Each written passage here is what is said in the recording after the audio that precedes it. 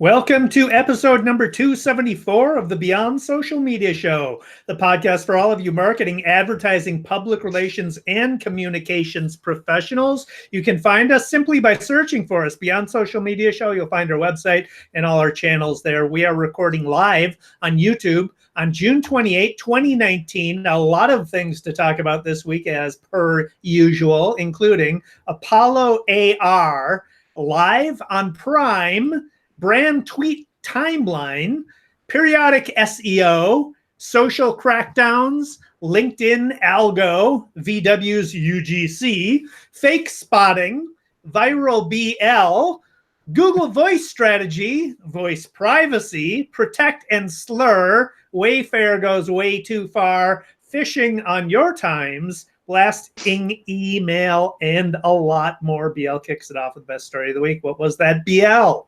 Well, we're coming up to the 50th anniversary of the Apollo 11 moon landing, and that will be July 19th. So the Smithsonian Channel has a 6-part series on the Apollo's moonshot, and it takes us behind the scenes, and it shows us a closer look at very rare archival footage and artifacts from the Smithsonian's National Air and Space Museum. And I saw this morning that the actual control room, which had fallen into disrepair, has been restored to the point where there's a can of RC Cola and an ashtray with cigarettes in it on the desks. and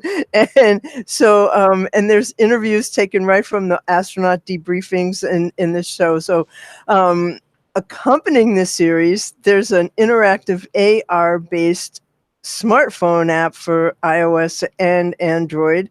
And it lets you interact with key moments in the mission. And so you can travel to the lunar surface through the AR portal. You can launch the Saturn V rocket and watch it take off into the atmosphere. You could take a selfie in a genuine Apollo 11 spacesuit. I haven't tried that yet. You can you can actually pilot the Apollo lander onto the moon's surface. You can fly a rocket from the Earth to the moon while managing the fuel consumption through the app. It's an AR recreation of the command module, and there's handwritten notes by the astronauts and 3D scans of Armstrong's actual spacesuit. And if you're like a space junkie, which I am, then you're going to love this. And the third episode of the 6-part series runs this Sunday at 8 p.m. on the Smithsonian Channel. It sounds more like VR than AR. Well, but it's not VR because you do it on your phone. You don't need a headset. Okay. All right. Well, very entertaining. Yeah. Speaking of which, here's an entertaining feature that Amazon will be priming you for a Prime Day, basically. This is from an Adweek article by Lisa Lacey. So Amazon is going to be teasing its 48-hour Prime Day sale with a concert live streamed on Prime Video with headliner of drum roll, Taylor Swift. Taylor Swift is headlining. Other performers include the singers Dua Lipa, SZA, Becky G, none of whom I really know. I did do my due diligence and watched a couple of music videos, though. Not exactly my type of music, but there you go. The MC will be Jane Lynch, who starred in the second season of Prime Video's Marvelous Mrs. Maisel series. And so Lisa Lacey goes on to quote Numerator, a market intelligence firm that shows that most Prime Day shoppers are married women ages 35 to 44. And these artists, of course, are much younger, 22 to 29 years old. So her point is that this will likely help Amazon appeal to a younger crowd and pull in younger Prime subscribers, ultimately. The concert is meant to celebrate Prime Day, but of course it gives Amazon a bunch of opportunities to tout the benefits of Prime membership. You can get a trial of Amazon Music Unlimited. You can use your Echo to preview songs. and people who tune in will be able to see clips from Amazon exclusive TV series like Carnival Row, Modern Love, and Tom Clancy's Jack Ryan, which I actually don't think is that good because it stars the guy from The Office, and he just is he's not a Jack Ryan figure. He's too nice of a guy. He doesn't really fit in character. Anyway, the concert's going to live stream on more than 200 in more than 200 countries.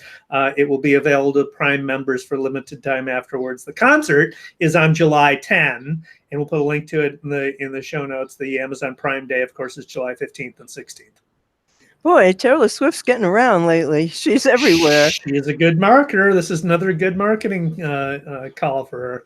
Yeah, well, I worked on a project with her back when I was at Burson, and she has a whole huge organization behind her, legal and marketing, and she's a big company. So this is a wonderful story from Nathan Alaback, who I've been commenting with. It's a story of the history of brands on Twitter, and it goes right back to 2007, the beginning, and up to today. And it's absolutely exhaustingly researched and hyperlinked, and it's just so between 2009 and 2010. Brand Twitter became enough of a thing that a meme was born, which we've laughed about here a lot, which was blaming mistakes on rogue interns. In 2012, Old Spice and Taco Bell got in one of the first publicized scuffles when Old Spice asked Taco Bell, "Why is it that fire sauce isn't made with any real fire? Seems like false advertising." And Taco Bell responded, "Old Spice, is your deodorant made with really old spices?" And then about in 2013, there was the Oreo cookie tweet when the lights went out during the Super Bowl, and Oreo tweeted a picture of a cookie and said, "Power out, no problem. You can still dunk in the dark." And then there were those awful 911 brand tweets, and the stupid when brands started saying "bay" and "on fleek," trying to sound cool, and the memes, the politics, the actually funny stuff, all of it meant for brands to drive sales, which they've gotten better at over the years. So it's a really long read, but it's just a wonderful, entertaining, fun, and interesting, take on what's actually happened here on Twitter as brands have come into the fray, as it were. Very cool. Very cool. You said he spent more than a year writing it. Well, it sounds like that's a lot of research too. Yeah. Yeah. Wow. So the Search Engine Land does research every year. They update their periodic table of chemical elements. They've been doing this for, I don't know, probably more than a decade. Why? Well, I'll tell you.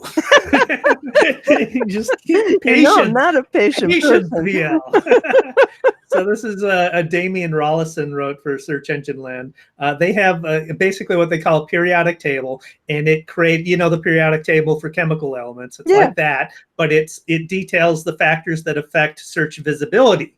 So for your SEO is changing all the time because Google is changing its algorithms all the time. There are a bunch of different things that contribute to whether a piece of content gets ranked highly or low in search results. And so they update this every year to keep on top of those factors. Some of the factors for this year included, some of the important factors for this year include, won't be surprising, quality content. So well-written, highly valuable content is going to rank higher than stuff that is not as high quality. Well written includes, the sophistication of Google's algorithm is that it understands grammar, and it can determine whether something is well written or not. So actually having good writers is part of your content strategy. Site architecture, so how your site is constructed under the hood. Is it easily crawlable by the search engines, by Google? Mobile first design, so Google is doing mobile first indexing now, so mobile first is very important as a search factor. Toxic, so these are things that affect you negatively, so one of them is cloaking.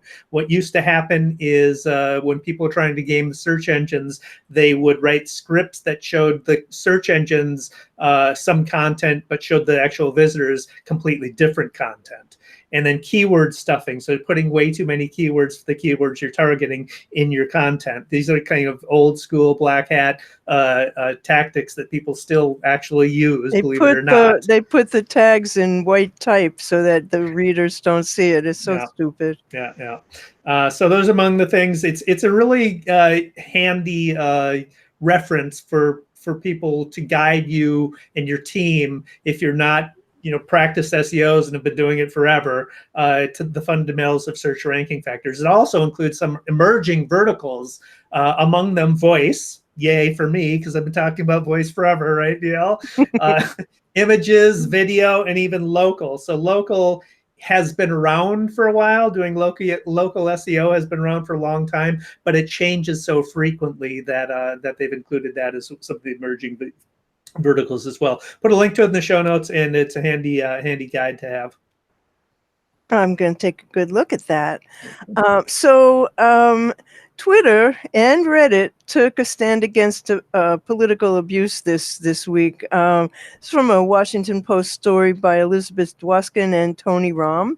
And this is a major policy change for Twitter because everybody knows that there are certain politicians who call people names and who are bullies and who are just horrible human beings who are on Twitter. And so Twitter says that when Trump or any verified political candidate or government official posts tweets that break Twitter's rules about abusive behavior, which Trump does pretty much every day, they're going to leave them up because they're in the public interest, but they're going to label them.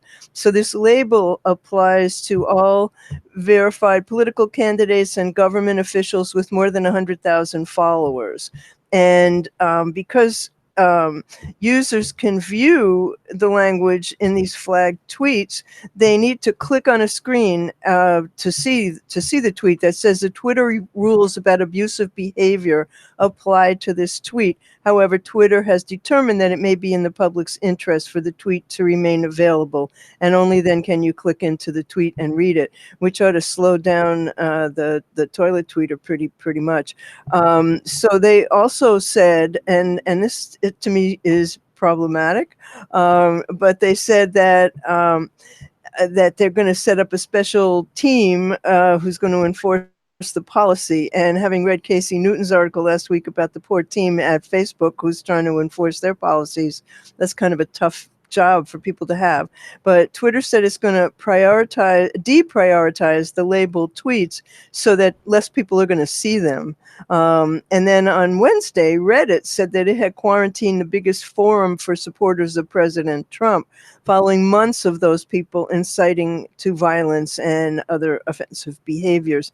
It was called the r/the Donald, and it's been a highly trafficked and very controversial gathering place for supporters of Trump and Republicans. And it's actually the 5th most popular website in the United States. The move is going to conceal the forum behind a warning and require viewers to verify that they're sure they want to see the contents. So I think that this is a positive move on Twitter's part. What goes on Reddit is like the wild jungle, so anything can happen there. But I think this will have an interesting effect, I think, on Twitter. Yeah, I'm skeptical about Twitter. I mean, it seems like that's a way for Twitter to have their cake and eat it too. So they're going to have different rules for politicians than the rest of us. So politicians get to have their stuff up, but the rest of us don't. So there's one, a double standard. Two, if they're labeling them and they're labeling the tweets publicly, then there's a signal that people are going to be able to scrape Twitter and find those tweets. So you'll be able to basically automate the finding of those tweets. How will you do that? Well, I mean, you can just use a script to go out and crawl the HTML and find the label in the code, and it's well, that's a lot of trouble to go through. I mean, most people aren't going to do that. It's pretty trivial to do, and the people who want to broadcast, I think it might have the exact opposite effect, and actually propel those tweets further and faster than they would otherwise. So I think this is just a public relations thing. We'll see how it rolls out. Yeah, we'll have to see, but I think it's a move in the right direction from the sound of it. So we'll see. And Reddit, I mean, that our Donald subreddit is it's toxic. Yeah. And again, here's Reddit trying to have it both ways. So they need to keep the audience because these are fanatics in the worst sense of the word. And they need advertising because nobody wants to advertise on Reddit because it's Reddit. Yes. So anyway, at least it's not 4chan. Yeah. Yeah, really. This is a better algorithmic story. This is from Axios' Sarah Fisher, who reports that LinkedIn has announced that they have algorithmic changes they're making, they've already implemented, that are favoring conversations in its feed that cater to niche professional interests. So as opposed to elevating viral content, they are going to elevate content that is related to content that is engaging, or it matches what you are interested in based on what your profile says on LinkedIn. So they've done internal research and found that much of the attention on LinkedIn is skewed towards the top 1% of power users. And so this is a way they need more engagement beyond those 1% of power users.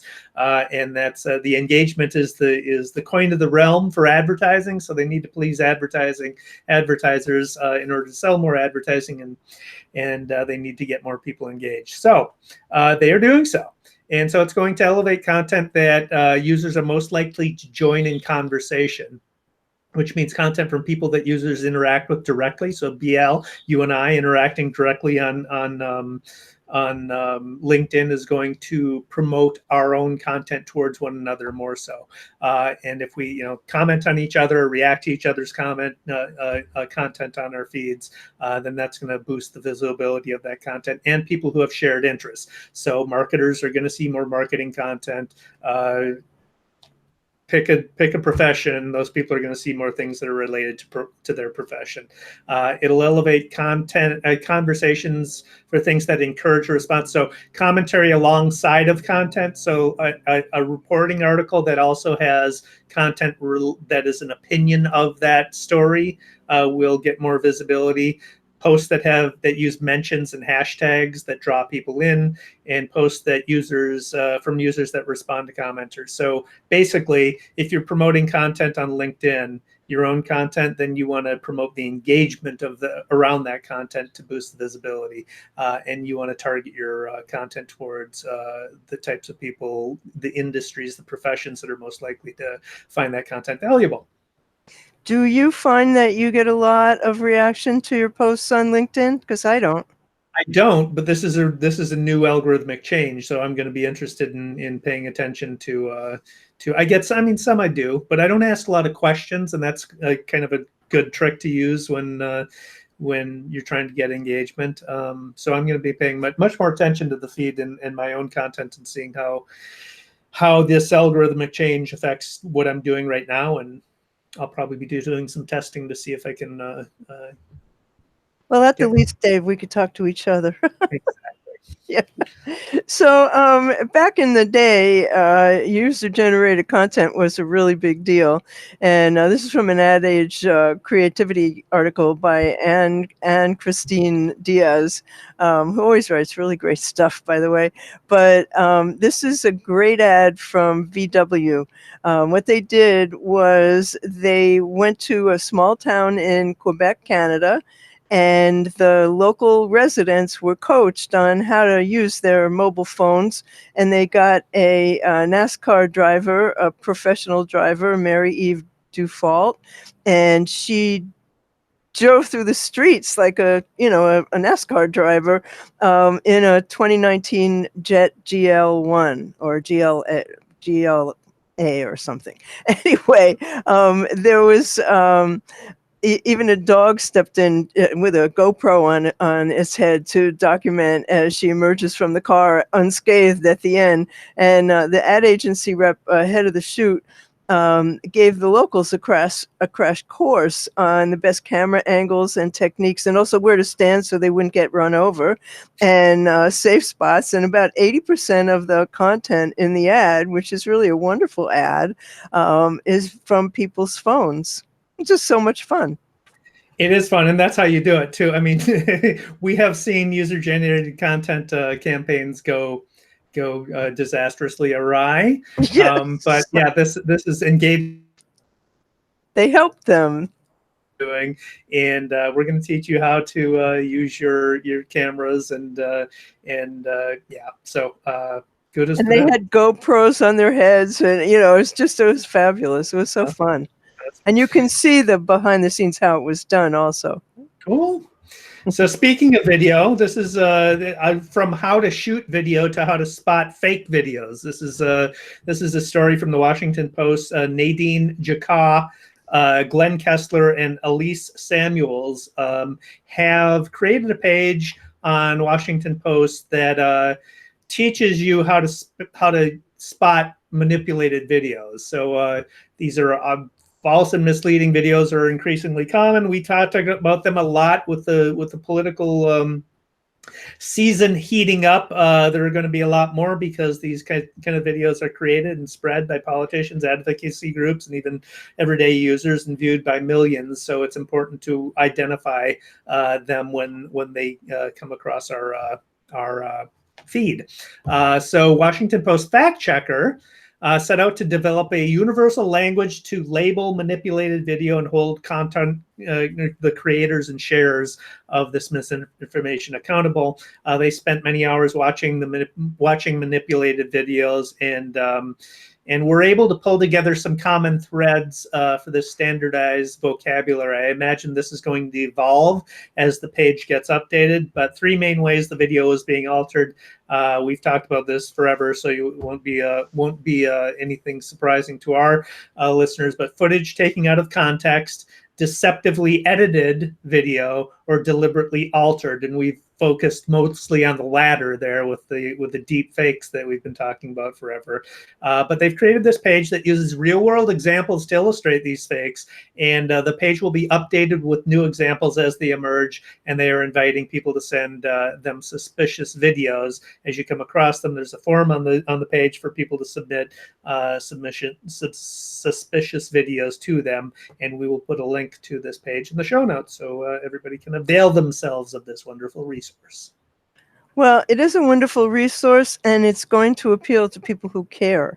And unfortunately, the vast majority of people don't look that closely, and I don't think they really, people believe what they want to believe. And I mean, I have trouble if I put 3 paragraphs in an email. I find that, generally 1, maybe 2 gets read because people are in a big damn hurry. And so I think that this is a great resource, and we're going to certainly use it. And, people who care are going to use it. But the vast majority of people, I'm not so sure they care. It's really disheartening. One way it can be, I mean, aside from the average, the ordinary Jane and Joe using this to determine what's fake and what's not, the people who are affected, the people who are maligned or whatever by these fake videos will be able to point to a resource that says this is a fake video. So in that way, that's important. It's a bit of a defense that way. Yeah, that's important. So I had an experience this last couple of days where two of my tweets went viral, and I'm always surprised when that happens because heretofore one of the most viral tweets I ever had was a picture of the Christmas tree at the Metropolitan Museum of Art. I have no idea why it was so popular. Wasn't even a good picture, but it was Christmas, you know. But anyway, I had a everybody was overwhelmed by the photograph of the father and daughter who drowned, and everybody was talking about it, and everybody was angry about it and upset and sad, and as we all are. And so I tweeted and said, you know, if you want to do something to help, contribute to Races, which is a nonprofit that helps immigrants at the border. And that tweet has been seen 62,000 times and shared hundreds of times. And then this week, the Dalai Lama disappointed the hell out of me because I have great respect for the Dalai Lama. I always have. And he said something so sexist. He said that his successor, if she's female, will have to be really good looking, which would matter more if it was a woman than if it was a man, because, you know, looks count. And so I tweeted that this was sexist and I was disappointed. And to my surprise, this tweet has been seen 203,000 times and liked 700 times, and every time I get a notification on Twitter, it's about this tweet, which is still going round and round. And it included the video of him saying this stuff, which not good. Well, has the Dalai Lama responded? He has not. What the hell? I don't know. I'm waiting for that, though. Yeah. I expect a direct message from him anytime now. Well, a public one, right? I'd share it. So I don't have any transition here. This is a fantastic article by Kari Jones at VentureBeat about it's a superb analysis of the competitive landscape for voice in general, but Google's strategic advantage in particular. So we'll put a link to it in the show notes. It is a must read for anybody interested in how voice is shaping out. But some of the highlights from the article. So Google, some of the Google voice initiatives you've heard about, probably from me, is Google Home, the smart speaker, obviously, Google Assistant, Google Duplex, which was used, we've talked about before, used for calling restaurants and booking reservations on your behalf. But there are a lot of things that you probably haven't heard about, and some of them are listed in this article.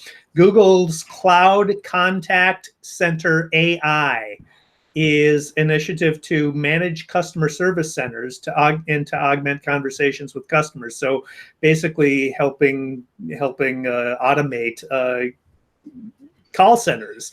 And so there's a plus and a minus to that. Putting people out of work probably is the minus. The plus is, imagine all the analytics that you'll be able to get from an automated system like that.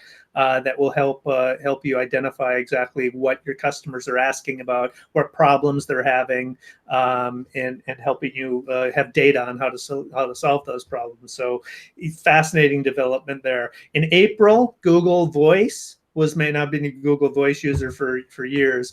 Google Voice was made available to all G Suite customers for phone calls, so they can now create custom greetings and branching choices for callers as well using Google Voice. And again, analytics along with that. And then in April, Google also introduced CallJoy to help small businesses harness language models and automate management of incoming calls.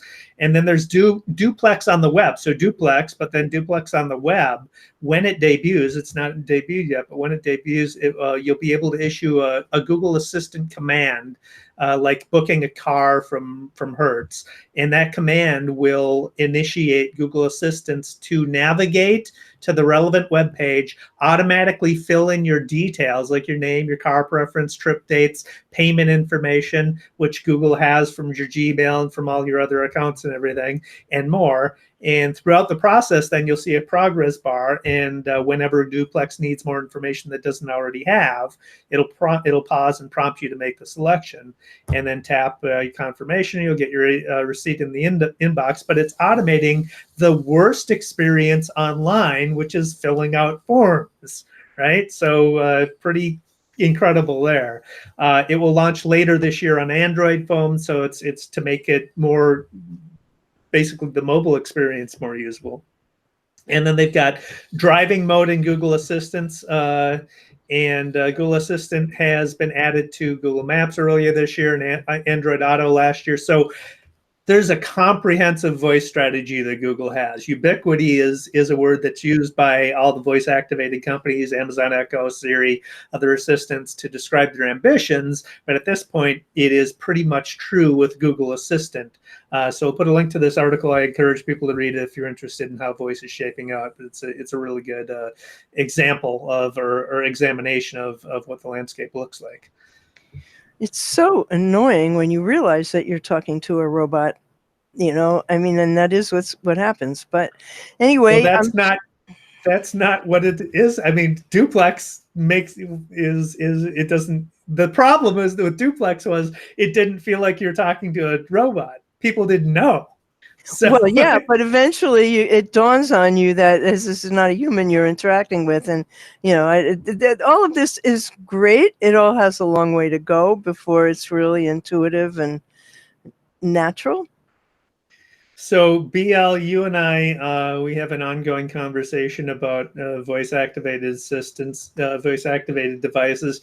You don't like them at all. I don't want one in my house. No, I have several of them. I know you have them all over, right? More than several. Yeah, I probably will get another one for the garage. So I'm thinking about getting one for my dad because I think that would be good. Absolutely. Yeah. I mean, when you're an elderly person, I mean, I watched my mom. I was sitting across from her, watch her get up to answer her phone and fall down, and there was nothing I could do about it, and she was sitting right in front of me. But if I was not there, I wouldn't have been there to help her up. If with a voice assistant, they can help themselves. They can call, they can get, even if they don't have a phone near them, they can activate something to get help. So there is definitely an advantage to that. But I've got the perfect story for you, BL. This is voice-activated devices that respect your privacy. This is from a New York Times article by John Markoff. And there are some computer scientists at Stanford University who are warning about the consequences, about the race to control the next key consumer technology market, which is virtual assistants like Amazon Echo and Google Assistant. So this group at Stanford, they've received a $3 million grant from the National Science Foundation to develop an internet service to serve as a Switzerland of sorts for systems that use human language to control computers and smartphones and internet devices in your home and office. The biggest concern is that these assistants can have a far greater impact on consumer information than today's technology. And putting the control of this technology into one big company or a tiny click could erase what's left of online privacy. And so this group, none. There is none. Yeah, kind of. This group is trying to build a virtual assistant that would avoid surrendering your personal information, as well as retaining a degree of independence from the giant technology companies. The system is called Almond. And in a recent paper, they argued for software that is decentralized and connected by programming standards that make it possible for consumers to choose where their information is stored and how it's shared. So the first version was released last year. Now they're trying to build an alliance with larger technology and consumer companies. Good luck with that. But the idea, I mean, the basic idea of decentralizing, where the processing happens on the device rather than going to the cloud, so the information is not being shared. That's what I presume they're doing.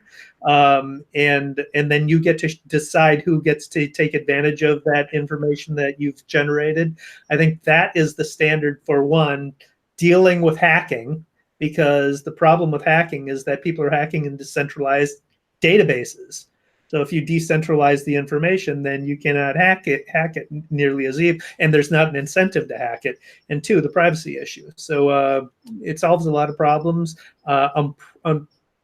Unfortunately, there's not a monetization model around it that works as well as what we currently have. So there you go. Well, I am constantly changing the privacy settings on Chrome and on Gmail, and it takes a little bit away from your online experience when you turn off some of the things that they're getting from you, but that's all fine. So I've just been little by little, trying to make Chrome more private, but the real key there is to switch to Safari or Firefox. But I'm out of good news. I'm on to bad news. How about you? Go on to bad news. Well, this is really bad news. Facebook, for all the talk about getting rid of hate and horrible things that are happening there, this is from Reveal News. And Reveal News is the platform where the Center for Investigative Journalism publishes its reports. And a person named Will Carless spent more than a year finding the inside hate groups on Facebook where police officers trade memes and conspiracy theories and Islamophobia. And they have been publishing the names of those people. And so what he did was he found hundreds of active duty and retired law enforcement officers from all over the U.S. who are members of Confederate, anti-Islam, misogynistic, or anti-government militia groups on Facebook. And he said he focused exclusively on officers that they could confirm were still actively working rather than retired, and who met one of the following criteria: that they interacted with an extremist group, that they proactively joined an extremist group, or published denigrating content on their own public pages, or were members of extremist groups. And they included screenshots of some of the material that's been posted when it was denigrating content. And these cops work at every level of American law enforcement, from tiny rural sheriff's departments to the biggest police agencies in the country, the Los Angeles, Chicago, and New York police departments, for example. And these cops work in jails and schools and airports, on boats, trains, and in patrol cars. And they discovered that these also read and contribute to groups like White Lives Matter and Death to Islam Undercover. And the Center for Investigative Journalism was founded in 1977 as the nation's first nonprofit investigative journalism organization. And they've developed a reputation for being among the most innovative and credible and relevant media organizations. And Reveal, where this report appears, is their website, and they have public radio program, podcast, and social media platforms where they publish multi-platform work. So this is really worth a read. It's horrifying. Yeah, it's a real thing. I did research for a client years ago that I uncovered. I mean, you don't have to go to these super secret hate groups to find this kind of stuff. It's in forums that are public, and I found a lot of it, and it's very disturbing, very racist comments by forums devoted to cops. But this is at the same time that Facebook is under fire for all of this and claiming that they are taking care of all of this, and yet this is all going on Facebook. Well, I mean, Facebook's a different story. I'm talking about about cops, racist cops. The story is about Facebook. I'm talking about racist cops, and they express themselves online, and it's a real thing. I'd like to know how widespread it is, and I don't know. Well, this article will show you. Well, how widespread the penetration of racist police officers in our forces compared to the total force, and how bad it is. I mean, people talking about online, that could be a very small subset. I have friends who are cops who are very good people and not racist. So I don't, want to malign all cops here, but it's a real thing. It is a real thing. I know firsthand from my own research that this kind of stuff happens. So yeah. On to better, worse news.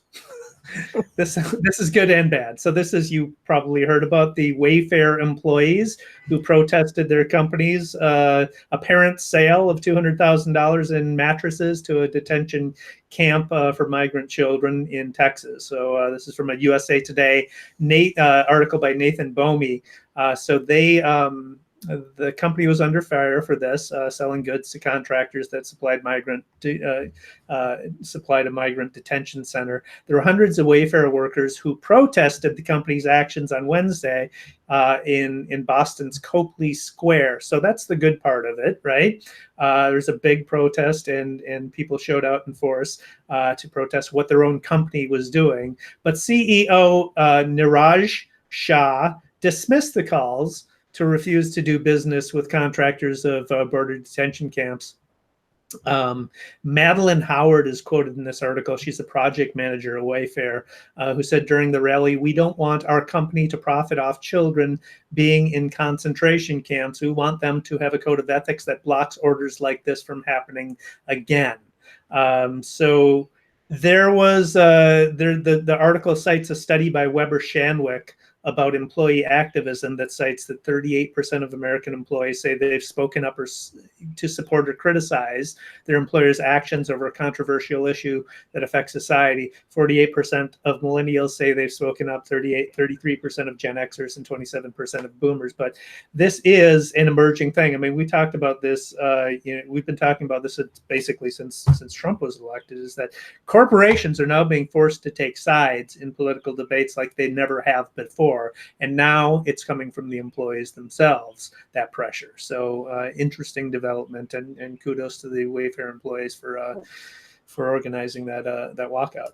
Well, what happened there was that what they were saying was that the company had made, I believe it was $86,000 in profit on these sales, and that they wanted that money to be contributed to an organization helping the children. And so the CEO ultimately backed down from and he said, "We're contributing the money to the Red Cross, but the Red Cross is not helping the children." So that did not solve the problem. So I guess that problem is going to be ongoing. But, good for them for standing up for it. And, again, I want to say that if you want to help, don't give money to the Red Cross, give money to RACES, because they are on the ground and they are doing everything they can to help.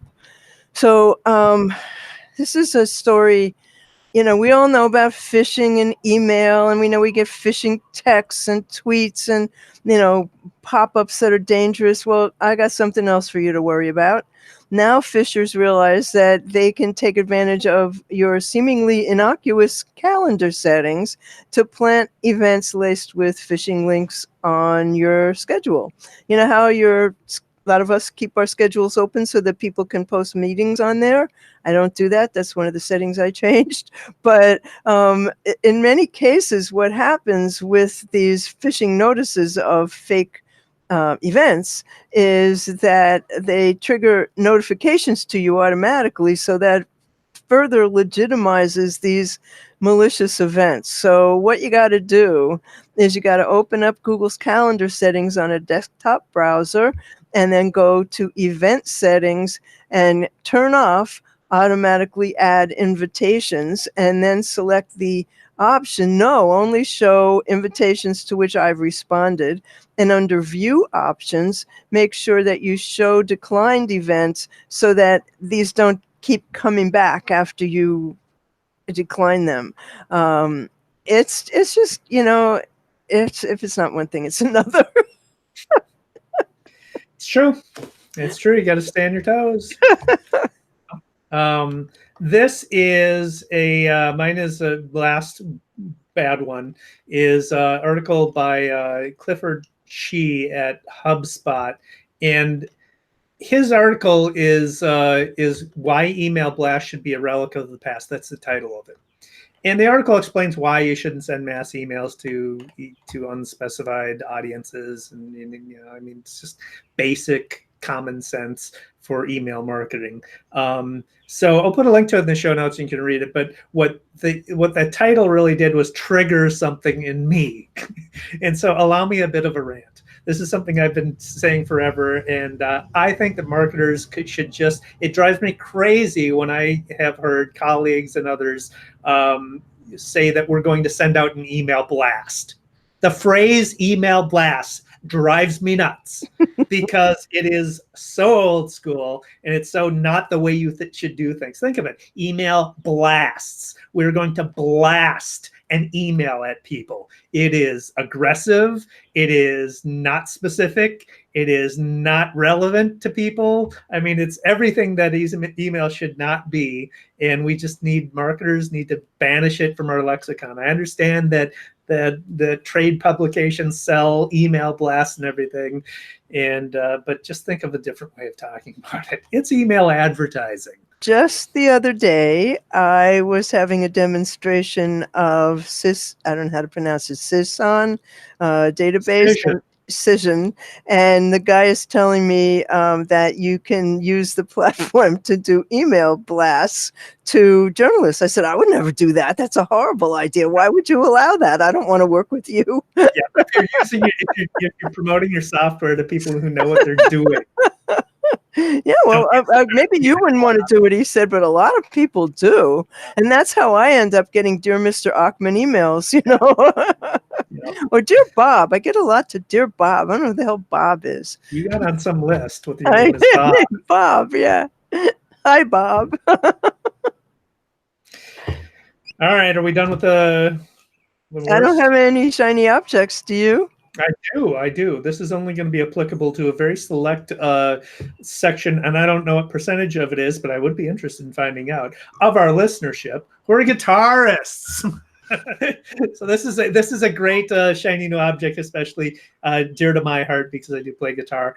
This is from a company called Stoke Skills LLC, and it is a guitar backing track for Amazon Echo. It's a skill that you can enable in Amazon Echo that plays a backing track for you to play your solos over as a guitarist. It's fabulous. So how you do it is you enable the skill, and then you say Echo ask backing tracks to play random track, or ask backing tracks to play blues or jazz or metal track, or ask backing tracks to play a track in the key of A minor or E or whatever, so it'll just keep looping the track over and over while you're practicing, and you can practice your heart's content. If you get bored, just ask Echo to say next, and it'll go to the next random track. But fabulous skill. What fun! That's fun.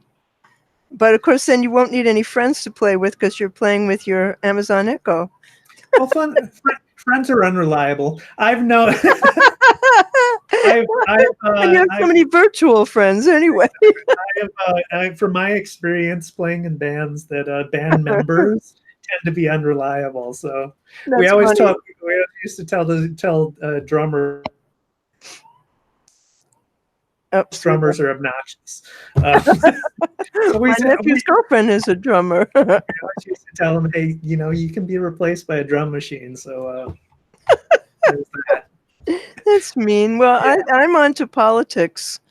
Let me, I got a project here. Quick mention. Okay. Pat on the back here. I was quoted in an article on UpJourney about the different types of public relations jobs.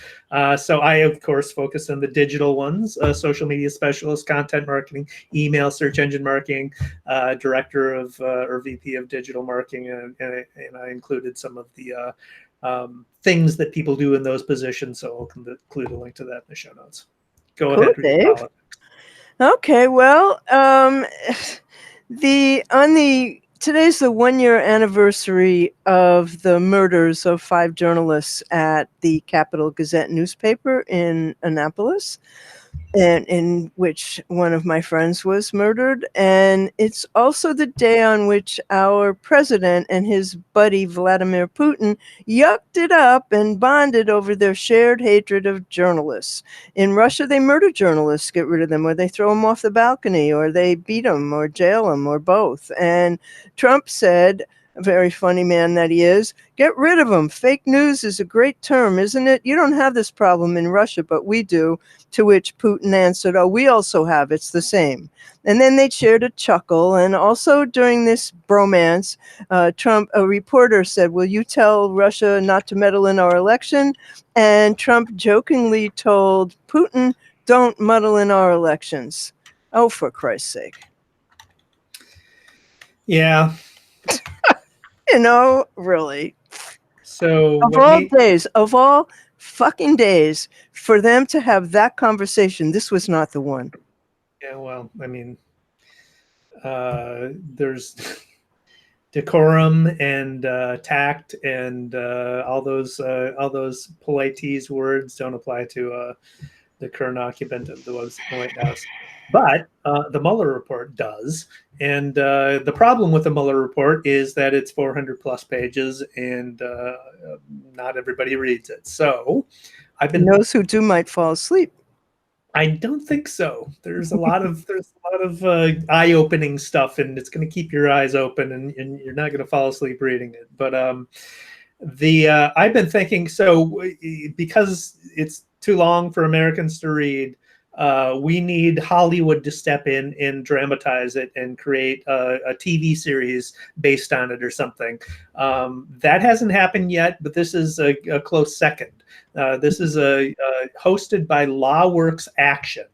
There was a dramatic reading of the Mueller report called The Investigation, A Search for Truth in 10 Acts, that starred Annette Bening, Kevin Kline, Jason Alexander, Alyssa Milano, and John Lithgow as Trump, who does a fantastic job, by the way, among many others. And it was a reading of the Mueller report, a dramatic reading of the Mueller report that was broadcast, that was live streamed this week, and is available for viewing at lawworksaction.org. We'll include a link to it in the show notes as well, so anybody can read it. But it's an hour plus, a little bit over an hour long. And if you want to digest the Mueller report in an actually entertaining fashion, this is how to do it. And plus, if you use my pro tip, there's a little function on YouTube where you can speed up the how fast a video goes, so you can do it 1.5 times, and even shorten the amount of time for those with a short attention span that you digest it. But it is important that we all consume the Mueller report, because how many pages do they read in an hour? They go through, I think, the first section, the part of obstruction. So they don't go through the Russian part, but they go through the obstruction part. Interesting. I look forward to that. So just for anybody who may not know, when we talk about the show notes, what we do after the show is we go to our blog, beyondsocialmediashow.com, and we basically annotate all of the things we've talked about. We include links to the original stories that we're discussing. We include the videos and the photographs that are part of those stories, and so that you can learn the background on the things that we go through pretty quickly here. So that's what we mean when we say show notes, and you find them on our blog for all 274 episodes. So this week, the influx of immigrants crossing the Texas-Mexico border has been top of mind for all of us because of the horrible things that are happening there.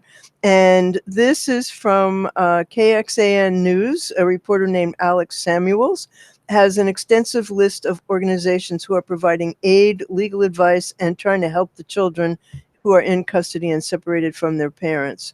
So on Saturday, Terry Canales, a Democratic state representative, tweeted that Border Patrol officials told him they were not accepting donations from immigrant children. Still, Alex Samuel says, we've compiled the list of organizations that are mobilizing to try and help the children, and including in that list is those offering food, shelter, bilingual legal services. So there will be a link in the show notes to that list of people that you can donate to. Very good. Pro tips. I've got a pro tip this week. I've been experimenting on LinkedIn, and I often what I will do is go, I wonder what would happen if I did this. And so I do this and then find out what happened. And so this week was using emojis on LinkedIn, on my LinkedIn profile. So I was creating, LinkedIn has a project feature where you can create a project and invite people that worked on that project with it. And it's a section of your LinkedIn profile after you create a project. And the title fields, basically the section titles of whatever section of LinkedIn, I thought of using emojis within those title fields. And lo and behold, it works. So you can. Are the emojis on LinkedIn? Yeah, yeah. So on my profile, within my project section, I have an emoji at the beginning of the title for that project that shows up. And I mean, it's a simple thing, but the graphic draws attention to that section of the profile. So using it, but I would on LinkedIn, I would be careful. I would use a light touch with emojis because it's not, necessarily professional, but I think it looks good in this case. I haven't tried it elsewhere on LinkedIn, so I haven't tried it in like job titles or your headline or in the text of your job description or anything. But if it works in project, there's no logical reason why it wouldn't work everywhere else too. So I'll probably do some testing and find out where else it works just to see. But I found that I was actually delighted to learn that this works. So there's a pro tip for you. That's fun. I think that's a really good idea. So I think that brings us to the daily numbers. All right, let's wrap this up. BL, you have often commented whenever we talk about streaming services, the Netflix and the Amazon Primes and the Hulus of the world, how many subscriptions can we have? There's just a limit to the amount we're going to pay for. We can't have any more subscriptions. There's too much. So which is all true. I have an answer for you. You didn't know how you posed it as a question. How many can we have? I've got an answer. So this is the average number of subscription video on demand services among U.S. subscription video on demand households from Q3 2015 to Q3 2018. And so in Q3 2015, the average number was 1.7. By Q3 2.8 subscriptions. Now I have Netflix and Amazon Prime.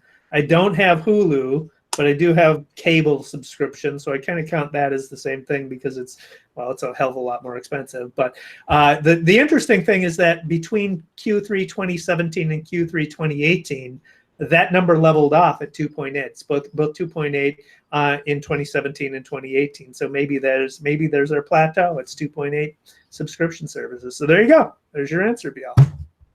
Well, that doesn't include the print subscriptions and the magazine subscription. I mean, and I saw something the other day on a site, and I will find out how it went for them because they're part of a client thing. But they had an article, a really spectacularly researched article about Alzheimer's. And if you want to read it, you have to get a trial subscription. That'll cost you $60 to read that article. Yeah, that's too much.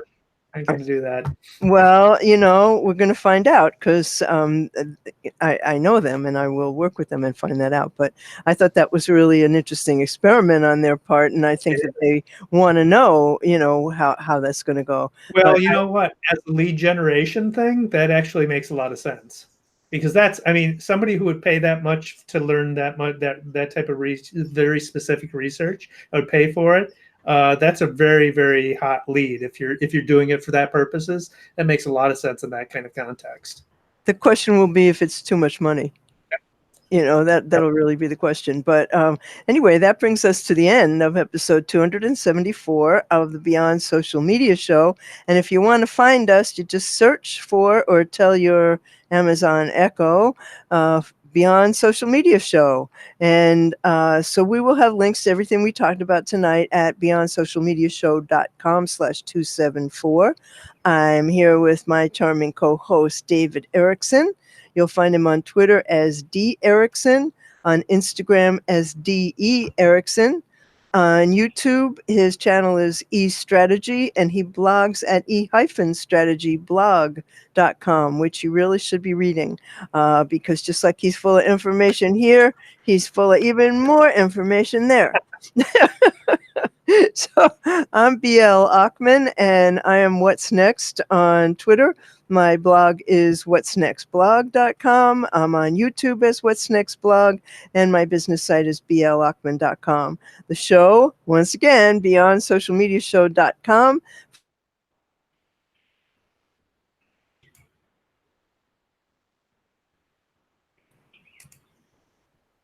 Thanks for watching. Thanks for watching.